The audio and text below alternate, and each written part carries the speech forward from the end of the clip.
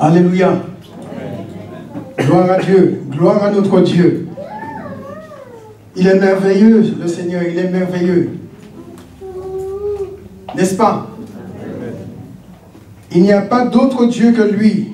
Il n'y a pas de Dieu qui soit comparable à notre Dieu. Il est unique. Il est unique.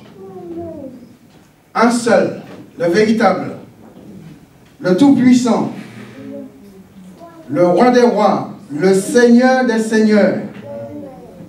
Qui est comme toi, Seigneur? C'est vrai que ce que nous avons chanté, c'est une réalité. Nous avons en nous l'Esprit de Dieu. Dieu, le Saint-Esprit, vit en nous. Puisque le même Esprit qui ressuscita Christ est en moi, c'est cet Esprit-là qui me rend fort. C'est cet Esprit-là qui me donne la victoire. C'est le Saint-Esprit qui me permet de marcher sur mes ennemis. Sur tous mes ennemis. Il n'y a pas un ennemi qui me fera courber l'échine. Non, parce que la Bible dit qu'il a dépouillé les dominations et les autorités et Jésus les a livrés en spectacle en triomphant d'elles à la croix du Calvaire. L'Esprit qui a ressuscité Christ, est-ce qu'il est différent de celui qui vit en nous, de celui qui vit en vous? Il n'est pas du tout différent, c'est le même Esprit. Et celui qui a soutenu Jésus pour aller jusqu'au bout, afin d'accomplir la volonté de son Père, eh bien c'est celui-là même qui vit en vous, qui vit en moi et qui vit en vous. Alors faisons-lui confiance. Faisons confiance à notre Dieu. Faisons confiance à la personne du Saint-Esprit. Faisons confiance à Jésus. Il est unique. Il est le véritable. Que son nom soit béni. Alors je vais vous demander de bien vouloir vous lever. Nous allons lire la parole de Dieu qui se trouve dans le dernier livre de la Bible, dans Apocalypse, chapitre 4, et nous allons lire les 3 premiers versets. Apocalypse 4, versets 1 à 3. C'est Jean qui parle. Jean dit, après cela, je regardais, et voici, une porte était ouverte dans le ciel. La première voix que j'avais entendue comme le son d'une trompette et qui me parlait, dit, monte ici, et je te ferai voir ce qui doit t'arriver dans la suite. Aussitôt, je fus saisi par l'Esprit. Et voici, il y avait un trône dans le ciel, et sur ce trône, quelqu'un était assis. Celui qui était assis avait l'aspect d'une pierre de jaspe et de sardoine. Et le trône était environné d'un arc-en-ciel semblable à de l'émeraude. Amen. Quand nous lisons ces quelques textes, mes bien-aimés, vous pouvez vous asseoir. Ces quelques versets, nous sommes conscients que nous n'adorons pas n'importe qui. Que nous ne suivons pas n'importe qui. Que nous ne sommes pas au service de n'importe qui. Jean, lui, il voit. Et ce qu'il voit, il nous le montre au travers de ce texte pour que nous comprenions ce matin que celui qui vit en nous est celui qui règne.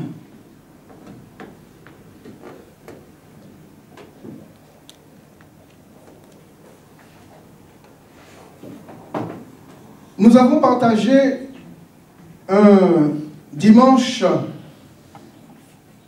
un élément fondamental dans ce texte. Il y en a 3. Et nous en avons partagé un. Et cet élément que nous avons partagé, c'était ce qui environnait le trône de Dieu, ce que Jean a vu dans le ciel. Donc les trois éléments, c'est le trône de Dieu, le trône dans le ciel, et celui qui est assis sur le trône, et ensuite ce qui environnait le trône, c'est-à-dire un arc-en-ciel semblable à de l'émeraude. Et c'est ce que nous avons partagé la dernière fois. Et nous avons mis en parallèle le signe de l'alliance que Dieu avait donné à Noé suite au déluge, l'arc-en-ciel placé dans la nuée. Et nous avons été au-delà de ce signe pour voir que Dieu était le Créateur premièrement, qu'il était le souverain absolu et le Dieu des alliances éternelles. Ça, c'est au travers de l'arc-en-ciel qui environnait le trône, un de ces éléments, en parallèle avec l'arc-en-ciel placé dans la nuée comme signe de l'alliance. Et ce matin, nous allons nous attarder sur un autre élément important vu par Jean dans le ciel. Et j'ai intitulé le message ce matin « Un trône, un Dieu ». Un trône, un Dieu. La Bible dit qu'il y a un seul Dieu. Vous êtes d'accord? Il y a un seul Dieu. Il y a un seul Seigneur. Il y a un seul Esprit. Et donc, bien sûr, s'il y a un seul Dieu qui est souverain, comme nous l'avons vu dernièrement, souverain absolu, il a quand même un trône. Et nous allons ce matin partager cette thématique, voir les trois particularités du trône de Dieu. Les trois particularités du trône de Dieu. Si tu peux mettre... Merci. Voilà.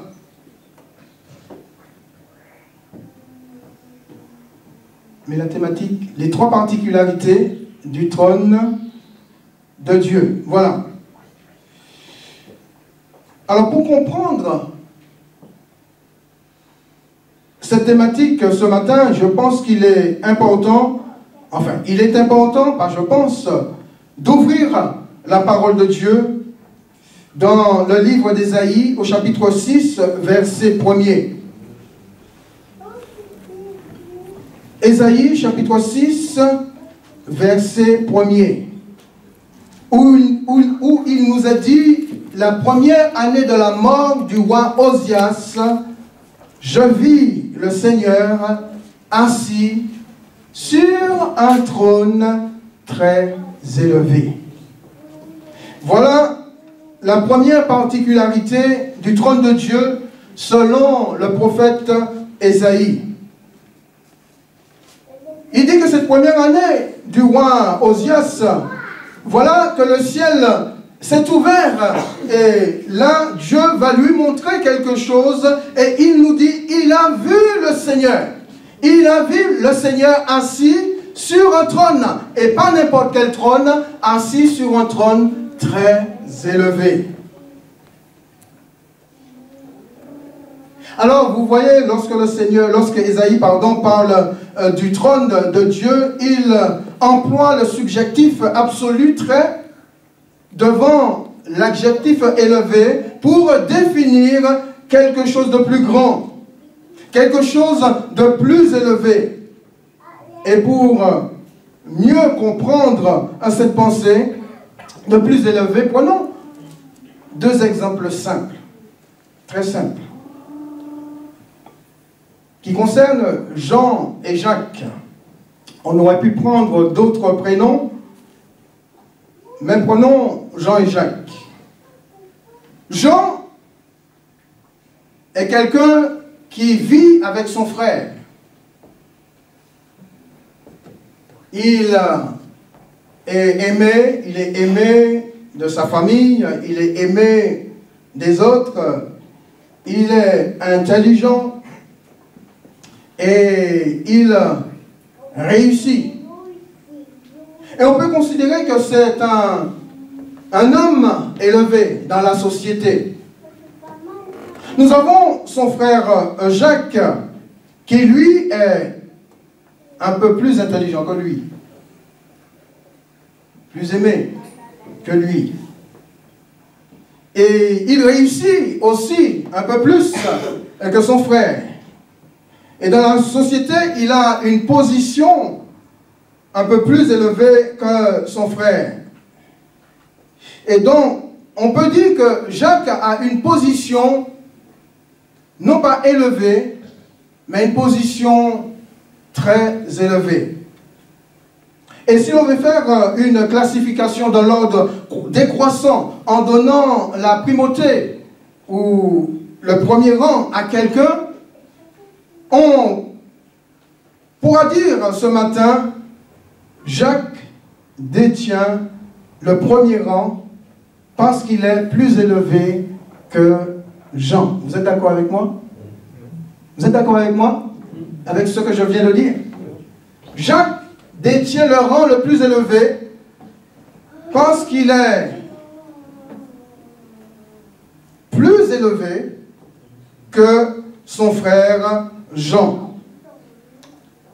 Nous avons aussi un autre exemple dans la Bible cette fois-ci qui concerne Jean-Baptiste et Jésus. Alors, Jean-Baptiste, lui, il va dire ces quelques paroles que moi, je vous baptise d'eau pour vous amener à la repentance, mais celui qui vient après moi est plus puissant que moi, et je ne suis pas digne de délier ou de porter ses souliers. Lui, il vous baptisera du Saint-Esprit et de feu. Donc Jean dit de Jésus qu'il est plus puissant que lui. Donc Jean reconnaît quand même, au travers de ce qu'il dit, nous reconnaissons que Jean a quand même une certaine puissance. Mais il reconnaît Jésus comme étant beaucoup plus puissant que lui. Beaucoup plus élevé que lui. Ces deux exemples que j'ai pris, c'est simplement pour faire la différence entre ce qui est élevé et ce qui l'est moins. Alors, puisque nous parlons de trône très élevé, c'est qu'il existe aussi des trônes qui en sont moins. D'accord? Et avant de pouvoir comprendre cette première particularité du trône de Dieu, il est nécessaire de passer en revue ceux des hommes, en contraste avec celui du Seigneur. Les trônes des hommes, est-ce qu'on peut considérer que ce sont des trônes très élevés? Non. Et nous allons voir pourquoi. Les trônes des hommes ne sont pas des trônes très élevés. Pourquoi? Parce qu'il y a quelqu'un qui les place dessus, qui les positionne dessus. Parce que Dieu est celui qui place, qui établit, qui place et qui déplace. Et nous avons dans le livre de Daniel cette belle histoire qui concerne un roi du nom de Nebuchadnezzar qui a été humilié par Dieu de manière inimaginable puisqu'il va passer d'un état humain à un état animal. Il va être transformé par Dieu et introduit dans le monde animal. Pourquoi? Eh bien, écoutons ce que dit Daniel quand il explique cette situation au roi Belshazzar, son fils. Certains disent que c'est son petit-fils, peu importe, son fils ou son petit-fils. Dans Daniel chapitre 5, versets 18 à 21, Je lis au roi, le Dieu suprême avait donné au roi Nebuchadnezzar, ton père, l'empire, la grandeur, la gloire et la magnificence. Et à cause de la grandeur qu'il lui avait donnée, tous les peuples, les nations, les hommes de toute langue étaient dans la crainte et tremblaient devant lui. Le roi faisait mourir ceux qu'il voulait et il laissait en vie ceux qu'il voulait. Il élevait ceux qu'il voulait et il abaissait ceux qu'il voulait. Mais lorsque son cœur s'éleva et que son esprit s'endurcit jusqu'à l'arrogance, il fut précipité de son trône royal et dépouillé de sa gloire. Donc, il fut précipité de son trône royal et dépouillé de sa gloire. Il fut chassé du milieu des enfants des hommes. Son cœur devint semblable à celui des bêtes et sa demeure fut avec les ânes sauvages. On lui donna comme au bœuf de l'herbe à manger et son corps fut trempé de la rosée du ciel jusqu'à ce qu'il reconnaisse que le Dieu suprême domine sur le règne des hommes et qu'il le donne à qui il lui plaît. Daniel est en train de nous dépeindre la parfaite image d'un dictateur. La parfaite image d'un dictateur. Si vous ne savez pas ce que c'est un dictateur, eh bien lisez ces quelques versets et imprégnez-vous de ces quelques versets. La Bible dit que Dieu a donné à Nebuchadnezzar un trône, il a placé sur un trône, il lui a donné la royauté, il lui a donné des hommes, des nations sous son autorité, il lui a donné la gloire, il lui a donné la magnificence, pour que le roi Nebuchadnezzar puisse prendre soin de son peuple, prendre soin du royaume sur lequel il régnait, qu'il fasse du bien, qu'il soit juste, qu'il exerce la justice et surtout qu'il reconnaisse que c'est Dieu qui l'avait placé sur ce trône et qu'il devait lui rendre gloire.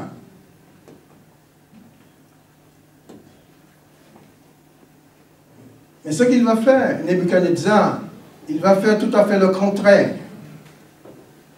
Il va mépriser, il va rejeter, il va même se donner le droit de vie ou de mort sur ces sujets, alors qu'aucun homme n'a le droit de vie ou de mort sur quelqu'un d'autre, sur un autre être humain.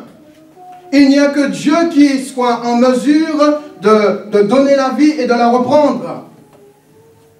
Parce que Dieu lui-même dit, si tu tues dans l'ancienne alliance, si tu tues ton frère, il te sera redemandé son sang. C'est-à-dire que si tu tues quelqu'un, il te sera redemandé son sang. Aujourd'hui, on se rend compte que la vie n'a plus de valeur, n'a plus d'importance. On peut tuer pour n'importe quoi. Quelqu'un, on ne lui a pas dit bonjour, eh bien il sort son arme blanche, et puis il t'en donne peut-être 2, 3, 4, 15, 20. Parce qu'il n'a pas conscience que la vie est un cadeau de Dieu, et que seul Dieu peut donner la vie. Nebuchadnezzar était placé sur un trône, non pas très élevé, mais un trône élevé, et il a voulu s'élever ou avoir une position au-dessus de celle que Dieu lui avait donnée. Mais bien aimé, au travers de cette histoire, je dirais, si Dieu m'a donné, je parle à moi-même, comme ça je n'aurai pas de problème.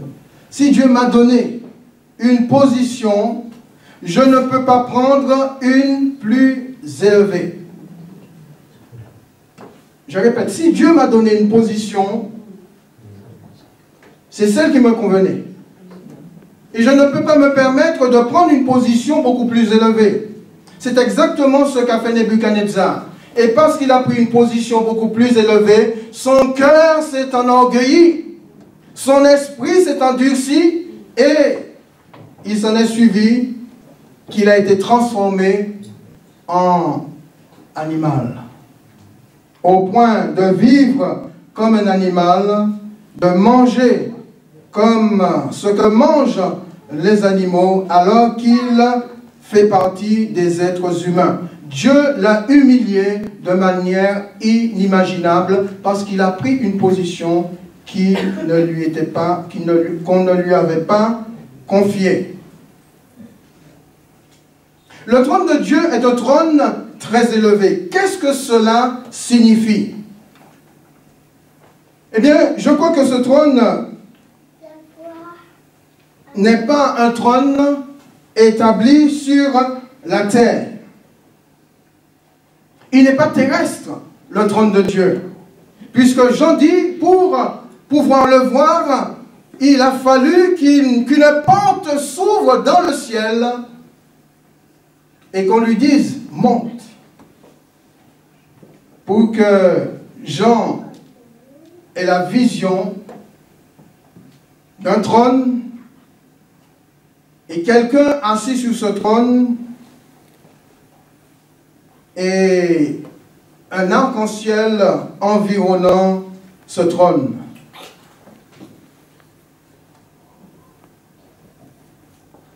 Donc on peut dire ce matin que ce trône qui n'est pas terrestre est établi dans le ciel.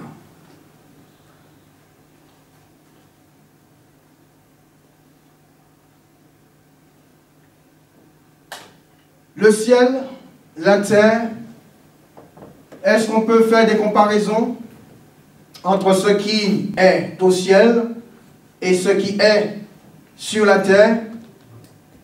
Bien que nous ayons des choses tout à fait merveilleuses, éblouissantes. Quand vous voyez certains paysages, vous êtes émerveillés. Quand vous voyez ce que Dieu a créé, vous êtes émerveillés. Mais les choses les plus belles sur la terre ne sont rien à côté de ce qui est dans le ciel. C'est la raison pour laquelle on peut considérer que les trônes humains sont élevés, mais le trône qui est dans le ciel est au-dessus des trônes humains. C'est la raison pour laquelle le prophète Ésaïe déclare que le trône de Dieu est un trône très élevé. Il n'y a pas de comparaison à faire entre les choses de la terre et les choses au ciel. Les choses du ciel sont 10 milliards de fois plus belles que les choses de la terre. Et imaginez-vous que nous allons vivre dans ce lieu. Dieu nous a déjà donné un aperçu des choses, je dirais, comment sont les choses, la beauté des choses, dans laquelle nous allons vivre là-haut dans le ciel, au travers de toutes ces belles choses que nous voyons sur la terre. Ces choses-là ne sont rien, mes bien-aimés, à côté des choses qui sont là-haut dans le ciel. Il n'y a pas de comparaison à faire entre les choses du ciel et les choses de la terre. Je dirais que le ciel, c'est une autre dimension. Nous sommes dans une autre dimension. La terre est une dimension, mais le ciel, c'est une dimension encore beaucoup plus élevée. Au point que Paul va dire dans Éphésiens 2, chapitre 2, verset 6, il nous a ressuscités ensemble et nous a fait asseoir ensemble dans les lieux célestes en Jésus-Christ. La Bible déclare que vous êtes ressuscités si vous êtes enfant de Dieu. Vous êtes enfant de Dieu ce matin? Si vous êtes enfant de Dieu, la Bible dit que vous êtes ressuscités avec Christ. Et non seulement vous êtes ressuscités avec Christ, mais vous êtes assis aussi avec lui dans les lieux célestes. Nous sommes, en tant qu'enfants de Dieu, nous sommes dans une nouvelle dimension. Nous avons quitté la dimension de la terre, une dimension élevée, pour nous retrouver dans une dimension beaucoup plus élevée, puisque la Bible dit que nous sommes ressuscités avec Christ et nous sommes assis avec lui dans les lieux célestes, dans la dimension la plus élevée.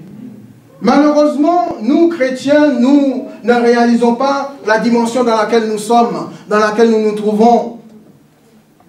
Quand nous disons que nous sommes enfants de Dieu, des fois nous le disons par habitude. Oh frère, vous savez, je suis enfant de Dieu, je suis chrétien. Mais ça reste cérébral. Il faudrait que nous réalisons réellement qui nous sommes en Jésus-Christ. Le diable ne veut pas que nous puissions réaliser cela. Il sait que celui qui reconnaît qu'il est véritablement dans une nouvelle dimension, eh bien, ça lui fait peur, il tremble. Parce qu'il ne tremble pas devant un chrétien qui vit dans la dimension terrestre. Parce qu'il vit dans la chair. Parce qu'il ne vit pas dans l'esprit. Il n'est pas conduit par le Saint-Esprit. Il ne vit pas par le Saint-Esprit. Il ne marche pas selon l'esprit. Il vit dans la chair. Donc il est dans cette dimension terrestre. Et le diable, lui, il rigole. Mais le chrétien qui vit dans cette nouvelle dimension, dans la dimension céleste, le chrétien qui vit, qui réalise qu'il est non seulement ressuscité avec Christ, mais qu'il est assis dans les lieux célestes avec lui, et quand le chrétien qui réalise cela, eh bien, le diable a peur de lui, non pas parce qu'il est ce qu'il est, un être humain, non, mais tout simplement parce que celui qui vit en lui, c'est-à-dire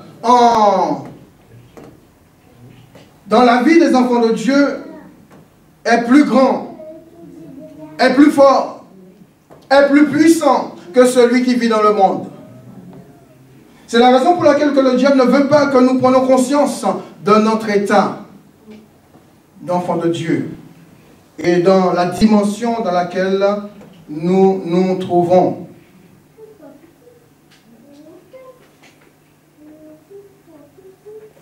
Le trône de Dieu est très élevé par sa dimension éternelle. Colossiens chapitre 3, verset 1er. Si donc vous êtes ressuscités avec Christ, cherchez les choses d'en haut. Cherchez les choses d'en haut si vous êtes ressuscités avec Christ.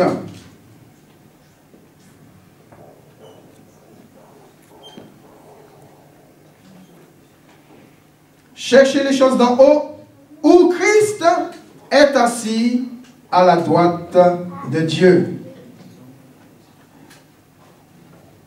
Ce qui est terrestre est mesuré dans le temps. Et donc amené à disparaître. La Bible dit que tout ce que nous voyons, aussi belles soient les choses, eh bien, toutes ces choses-là seront amenées à disparaître. Pourquoi nous sommes appelés à chercher les choses d'en haut? Parce que les choses d'en haut ne disparaîtront jamais. Dans la dimension éternelle, les choses éphémères et passagères perdent leur valeur et leur éclat. Alors la question que je vous pose ce matin, qu'est-ce que vous cherchez?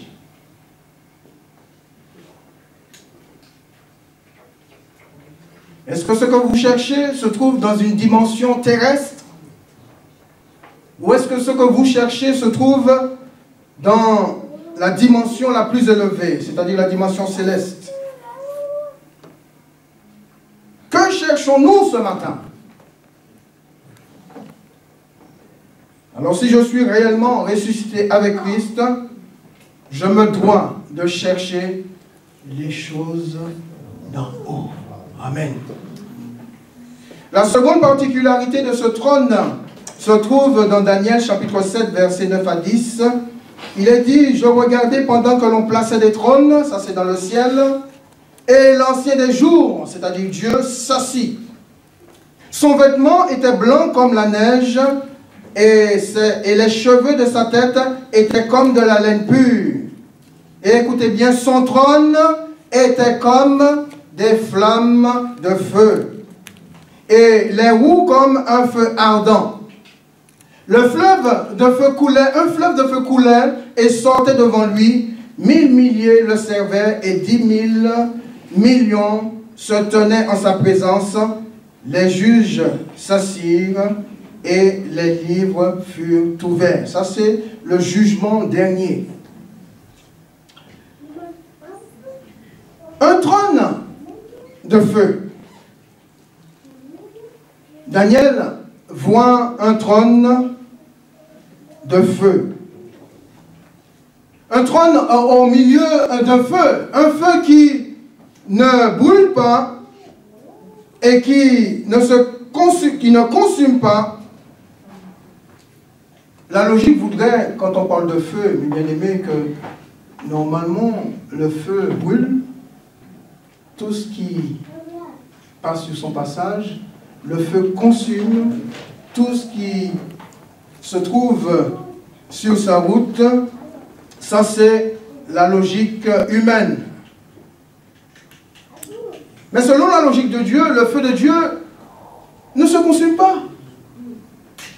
Ni ne consume personne dans le ciel. Au contraire, tous, au contact de ce feu, sont embrasés.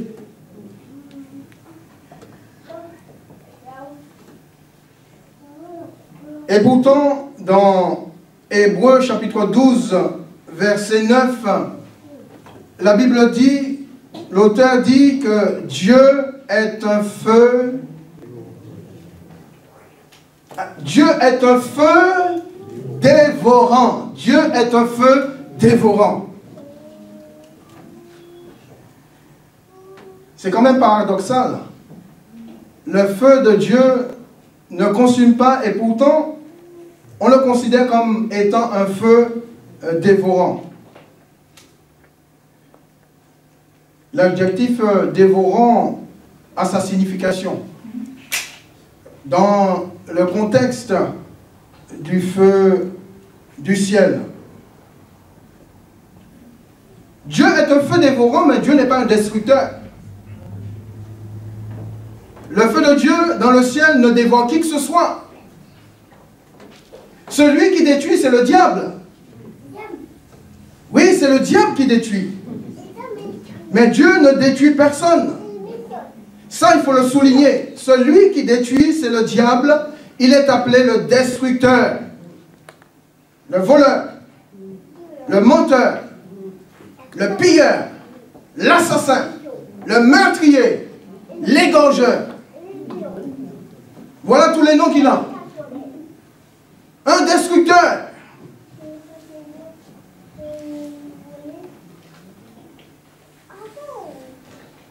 Dans Exode, chapitre 3, verset 2,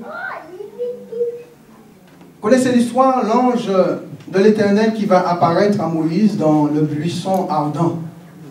Logiquement, le buisson aurait dû se consumer. Mais un phénomène particulier se produit. Dans ce désert, Moïse voit un buisson en feu. Pour lui, ce n'est pas normal, ce n'est pas logique. Il faudrait absolument que Moïse retourne et essaye de comprendre ce phénomène. Et quand Moïse se retourne pour aller voir qu'est-ce qui se passait, eh bien, il entend une voix qui lui dit « Moïse, Moïse !» Une voix qui l'appelle et qui lui dit « Moïse, Moïse !» ôte tes souliers, ôte tes souliers de tes pieds, car le lieu sur lequel tu te tiens, Moïse, est saint. Le lieu sur lequel tu te tiens, Moïse, est saint. N'approche pas d'ici, ôte tes souliers de tes pieds, car le lieu sur lequel tu te tiens est une terre sainte. Amen. Le feu de Dieu, mes bien-aimés, est synonyme de sa sainteté. Dieu est saint. Et il appelle son peuple à être saint. C'est la raison pour laquelle dans le ciel, tous ceux qui sont en contact de ce feu ne sont pas dévorés par ce feu. Ils sont au contraire transformés par ce feu, saisis par ce feu.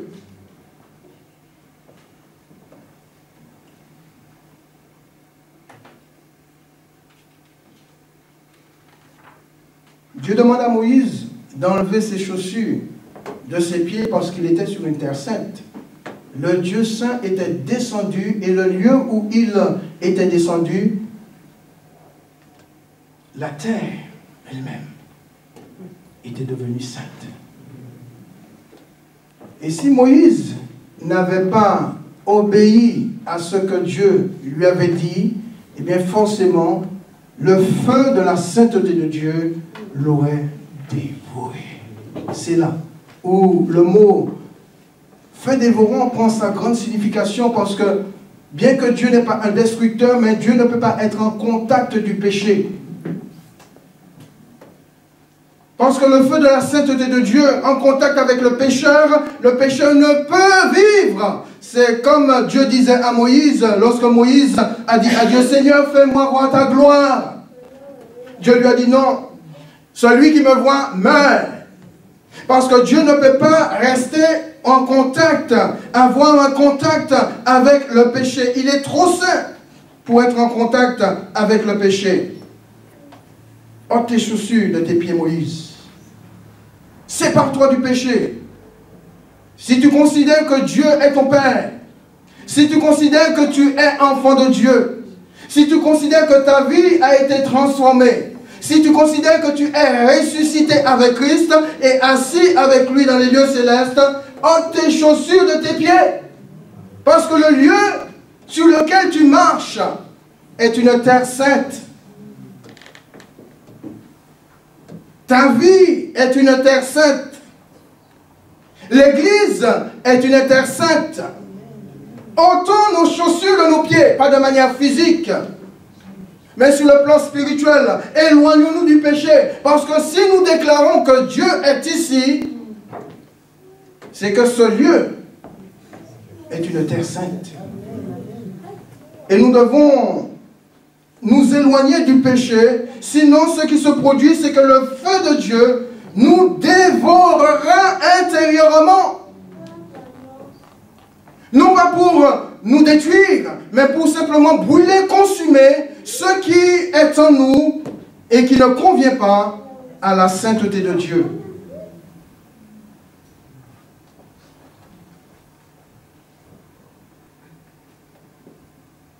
Ésaïe, dans la présence de ce feu dévorant, la première chose qu'il voit, c'est qu'il entend des séraphins, il voit et il entend des séraphins crier la sainteté de Dieu. Saint, saint, saint est l'Éternel des armées. Et quelle est son attitude? Il va crier son malheur. Malheur à moi! Je suis un homme pécheur, je suis un homme perdu, car mes yeux ont vu le roi. Et je vis au milieu d'un peuple dont les lèvres sont impures. Mes lèvres sont impures. Malheur à moi, je vais être consumé par le feu de la sainteté de Dieu. Mais Dieu a toujours une solution pour ceux qui reconnaissent qu'ils sont pécheurs et qui se repentent. Eh bien, Dieu va enlever l'iniquité du prophète Ésaïe, pardonnant son péché, et au travers d'une pierre ardente, prise avec pincette sur l'autel, pour toucher sa bouche.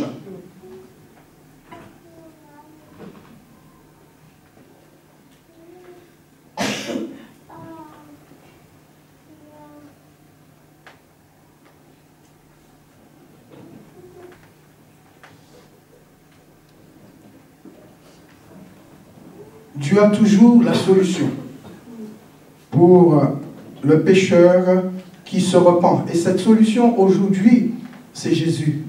Il n'y a pas d'autre voie. Il n'y a pas d'autre chemin. Celui qui veut s'approcher de Dieu, le Père, eh bien, il a besoin d'être lavé, d'être purifié par le sang précieux de Jésus. Parce que Jésus a tout pris à la croix du Calvaire, au point que le Père s'est détourné de lui sur ce bois maudit, parce qu'il s'était chargé de nos péchés, il s'était chargé de nos iniquités, et le Père ne pouvait pas le regarder, parce qu'il était rempli, quelque part, il avait la charge de nos iniquités sur lui, au point où Jésus va crier de telle sorte que son cri va déchirer le ciel. Élie, Élie, lama sabachthani. Mon Dieu, pourquoi m'as-tu abandonné?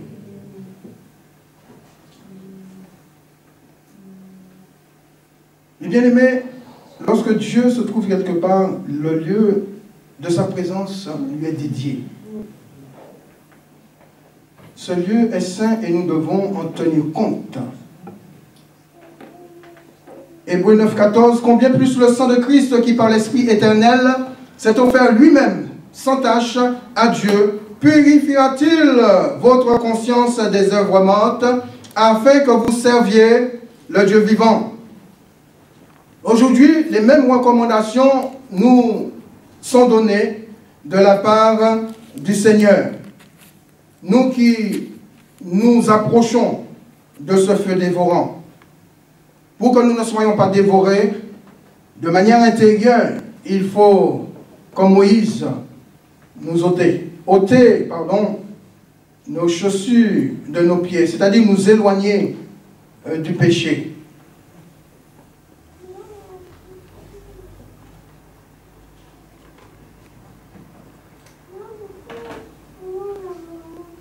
Daniel souligne que le trône est un trône de feu, accompagné aussi de roues de feu ardent. Et la troisième particularité de ce trône, c'est qu'il n'est pas statique. Un trône qui n'est pas statique est un trône qui bouge, est un trône qui se déplace. Et on peut voir comment Dieu se déplace sur son trône quand c'est nécessaire. Et cette particularité, nous la retrouvons dans le livre du prophète Ézéchiel. J'aime beaucoup ce livre-là parce qu'il détaille de manière précise le Dieu que nous servons.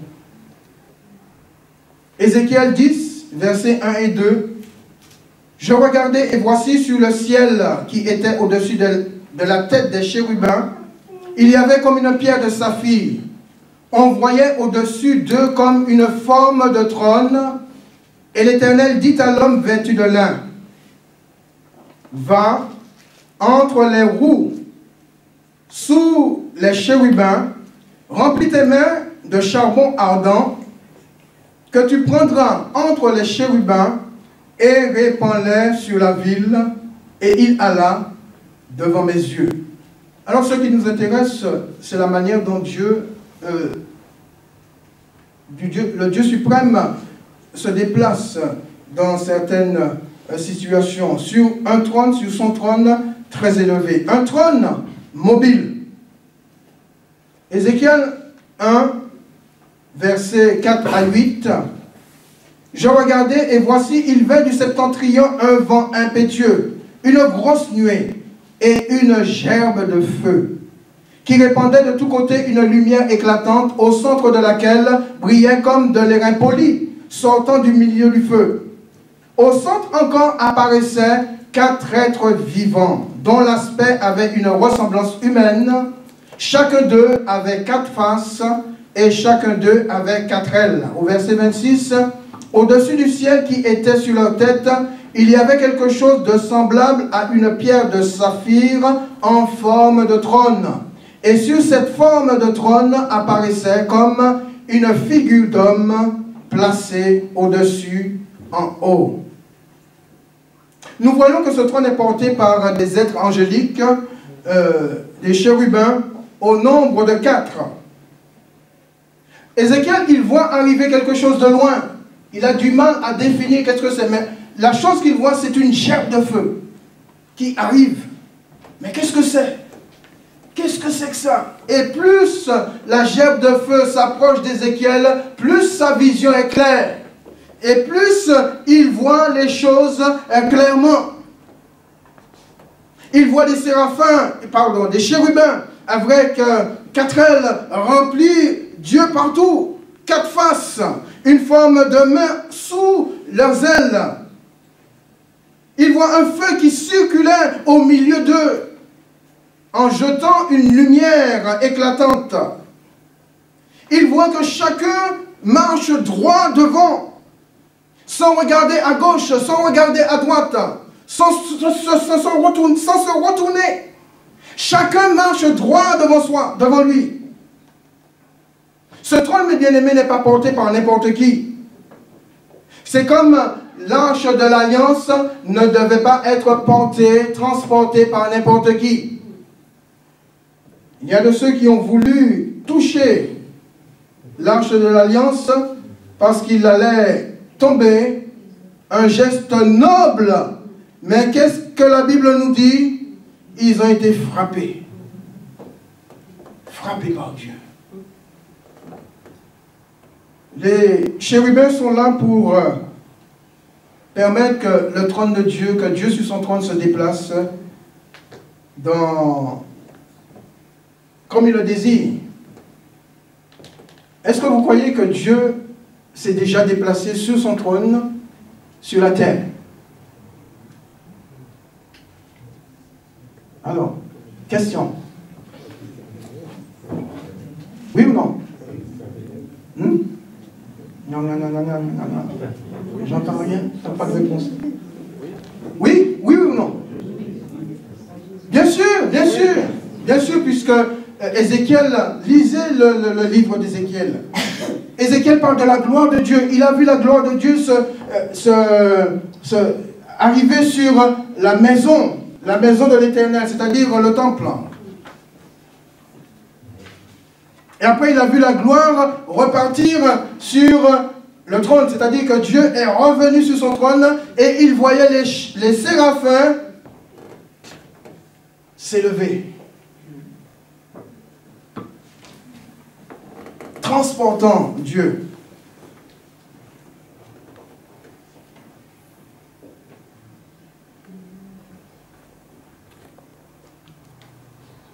Il n'y a pas de différence entre les 4.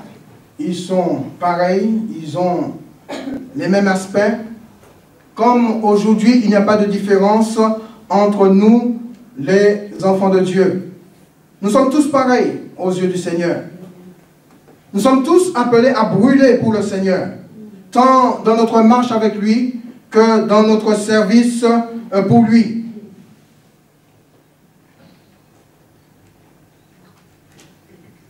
Les 4 nous montrent que sur le plan spirituel, émotionnel, nous sommes appelés à maintenir notre équilibre et stabilité dans le Seigneur. Un chrétien, normalement, est censé être équilibré et stable sur le plan spirituel. Il regarde droit devant, ne se détourne ni à gauche ni à droite. Nous sommes de ceux qui devons aussi regarder uniquement l'objectif, le but. Et notre but, c'est quoi? Notre but, est-ce que notre but, c'est de rester sur la terre? De vivre sur la terre? Non, notre but, c'est de vivre au ciel avec le Seigneur. Donc, par rapport à ce but, nous ne devons pas regarder ni à gauche, ni à droite, ni nous tourner en arrière. Nous devons marcher droit devant. Ne pas nous laisser perturber, ni par qui que ce soit. Que ce soit dans notre marche avec Dieu et aussi dans le service pour le Seigneur. Droit devant comme les chérubins.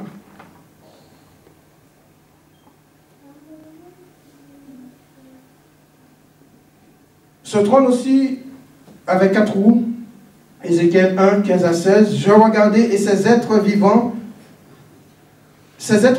et voici il y avait une roue sur la terre, près des êtres vivants, devant leurs 4 faces. Et chaque roue avait la même structure, la même circonférence, la même forme et remplit Dieu tout autour. Les 4 roues étaient synchronisées avec les 4 êtres vivants. Ézéchiel dit quand les êtres vivants marchaient, les roues cheminaient à côté d'eux. Quand ils s'élevaient de terre, les roues s'élevaient aussi. Quand ils s'arrêtaient, elles s'arrêtaient aussi. Il nous a dit que l'esprit des êtres vivants était dans les roues. Donc, il y avait une parfaite harmonie entre les roues et les êtres vivants. Une synchronisation parfaite. Quand les êtres faisaient quelque chose, c'est par rapport à ce que l'esprit qui leur recommandait de faire. Puisque l'esprit des êtres vivants, il nous a dit, était dans les roues. Ézéchiel 10, 11, 12, tout le corps des 4 êtres vivants était rempli de Dieu, ainsi que les 4 roues, elles étaient appelées tourbillons. Bien-aimés, je crois que cette image nous fait penser que, ou nous montre que nous ne devons pas ou faire ce que nous voulons dans la maison de Dieu. Je ne dois pas faire ce que je veux. Je ne dois pas faire ma propre volonté dans la maison de Dieu. Puisque je suis soumis à la personne du Saint-Esprit. Il doit y avoir une parfaite communion avec une parfaite synchronisation avec la personne du Saint-Esprit qui vit en moi. Je ne peux pas me permettre de vivre comme je veux dans la maison de Dieu, de parler comme je veux dans la maison de Dieu, de dire ce que je veux dans la maison de Dieu. Non! C'est l'Esprit qui doit nous communiquer. C'est l'Esprit qui doit nous conduire. C'est le Saint-Esprit qui doit nous donner ce que nous devons dire, ce que nous devons faire et comment nous devons le faire dans la maison du Seigneur. Nous sommes unis et soumis à la personne du Saint-Esprit. Quand il nous recommande quelque chose, nous devons obéir. S'il s'arrête, nous devons nous arrêter. S'il marche, nous devons marcher. Continuer à marcher. Si l'esprit s'élève, nous devons nous élever avec lui. Car notre esprit est dépendant de la personne du Saint-Esprit qui vit en nous. Que ce soit le trône, les chérubins, les roues, tous sont en parfaite relation et communion avec celui qui est assis dessus. Dieu leur communique ce qu'il est, le feu. Quand on est en relation intime avec Dieu,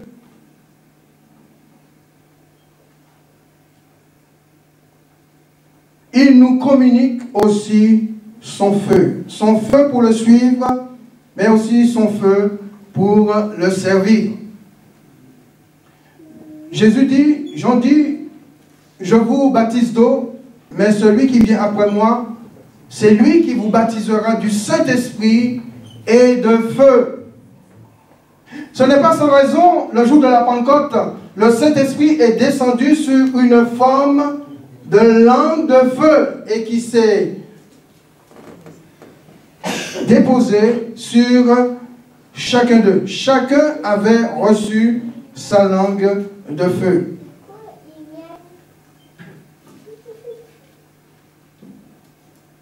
Jérémie va dire, ou Dieu va dire à Jérémie, chapitre 5, verset 14, « Je veux que ma parole soit dans ta bouche comme un feu. Je veux que ma parole soit dans ta bouche comme du feu. » Non pas pour consumer, détruire, mais pour brûler tout ce qui n'était pas acceptable dans la vie du peuple.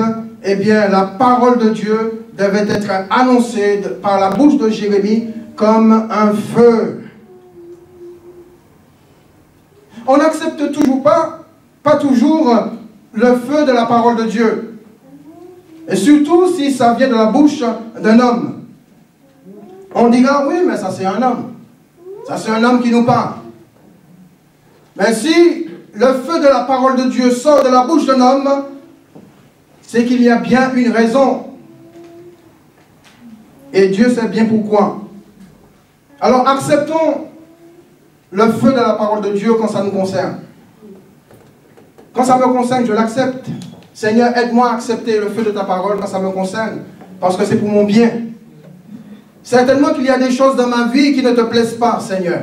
Alors le feu de la parole de Dieu est là pour consumer ce qu'il y a dans ma vie qui ne plaît pas au Seigneur. Parce que le Seigneur voudrait que moi je ressemble à son Fils. Et mon désir c'est de ressembler à Jésus. Alors j'accepte le feu de la parole de Dieu quand ça me concerne. Parce que je sais que Seigneur, c'est pour mon bien. C'est pour que je puisse grandir et m'épanouir dans ta présence. Ézéchiel, quand il regarde une roue, il voit l'autre à travers de celle qu'il regarde. Sa couleur claire nous renvoie à une vie de transparence. Nous ne vivons pas toujours dans la transparence. Et pourtant, Dieu nous le recommande. Pour conclure, Ézéchiel chapitre 10, versets 16 à 19. La gloire du Seigneur se déplace de son trône très élevé vers sa maison et de sa maison sur son trône.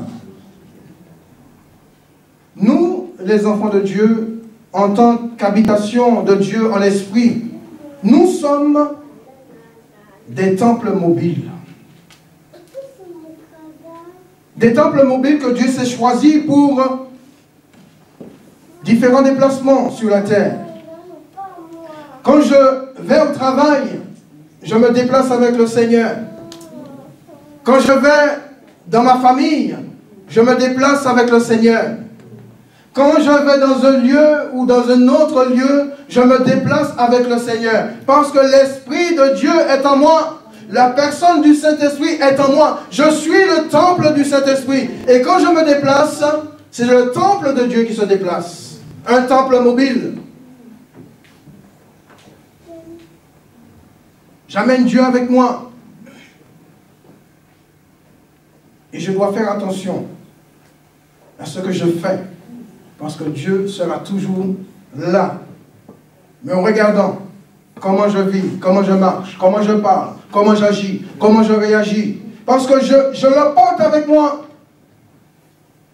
Mon cœur est considéré comme une forme de trône très élevée sur laquelle le Saint-Esprit ou Dieu l'Esprit est assis. Je crois que, mes bien-aimés, nous ne prenons pas vraiment conscience de celui que nous portons en nous.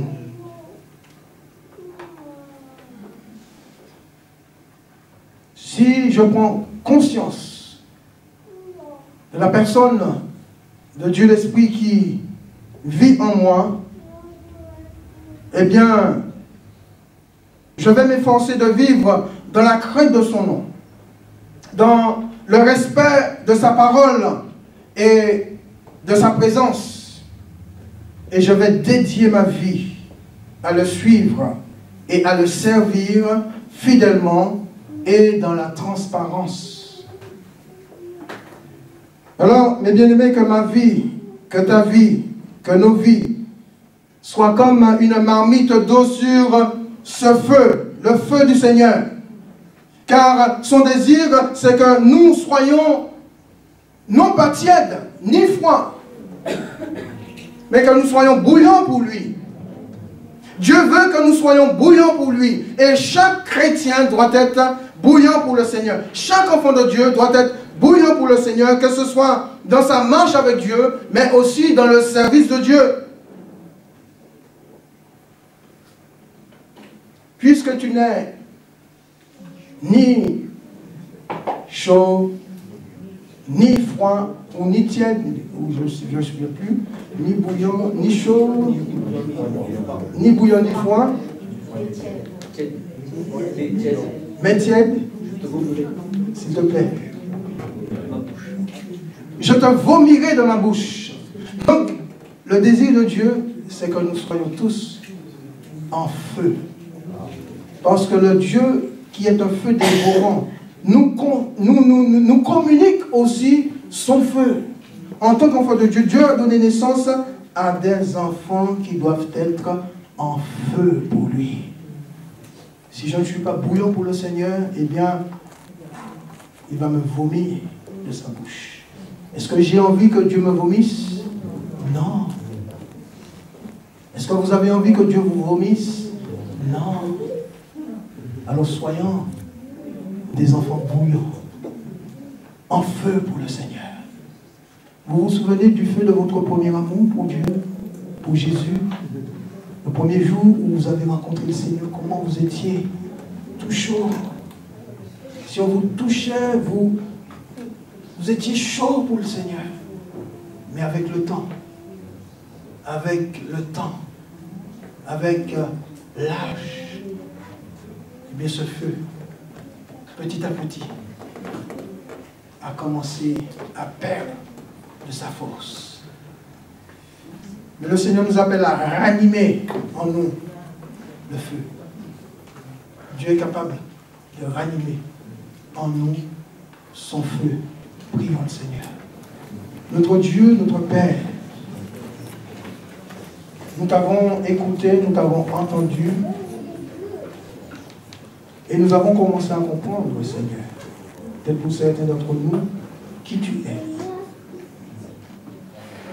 qui nous suivons et qui nous servons. Si jusque-là, Seigneur, nous n'avons pas agi de la bonne manière, pardonne-nous. Pardonne-nous, Seigneur. Pardonne notre ignorance. Mais aujourd'hui, tous ici présents, nous ne sommes plus ignorants de tes révélations, de qui tu es et de ce que nous sommes. Ce que tu veux pour nous, Seigneur, c'est que nous soyons des enfants bouillants, en feu pour toi, Seigneur. Et que le feu que toi, tu nous as communiqué, que nous puissions aussi le transmettre à d'autres. Peut-être le transmettre à mon frère qui est tiède, le transmettre à ma soeur qui est tiède, le transmettre à celui qui est prêt à abandonner, à celui qui a abandonné, Seigneur, au rétrograde. Seigneur, que chacun d'entre nous ce matin brûle pour toi, au nom de Jésus. Amen. Amen. Amen. Je vais laisser la place à Alain.